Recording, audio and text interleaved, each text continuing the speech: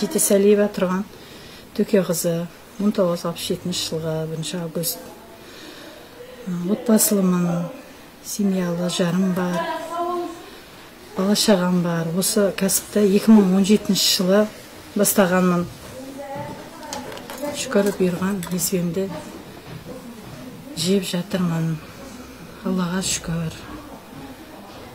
Бұл негізі қанмен келген. 16 жыл болды негізі бастағаныма, осы жерді ашқаныма, шеберхананы ашқаныма. 6 жыл, 2017-де ашқанмын. Шүкір, шәкірттер, бұйырған шәкірттер, өзі үйренем деген шәкірттер үйреніп, өздері ашып, кетіп жатқанда жайлары бар. Өзімде 2 қызым бар, шәкіртім. Екеуі де студент қазір оқуға кетті. Шүкір, Алланың берген кәсібінің нәсібін жеп жатқан жайымыз бар.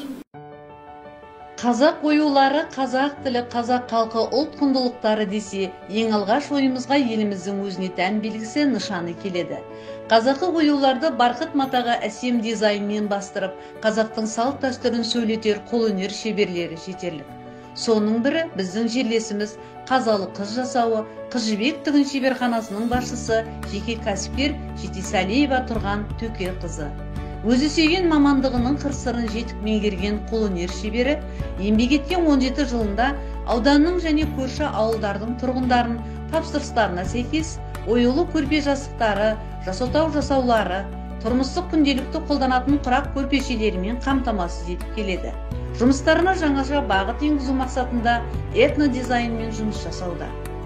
Яғни уақыт талабына сәйкес өзін дамыту, тігін шеберханасын кеңейту жоспарлары бар екендігімен де бөлісті. Алдағы уақытта ұлттық құндылығымызды насихаттап, өнерге айналдырған тұрған төке қызының жұмыстарына сәттілік тілейміз.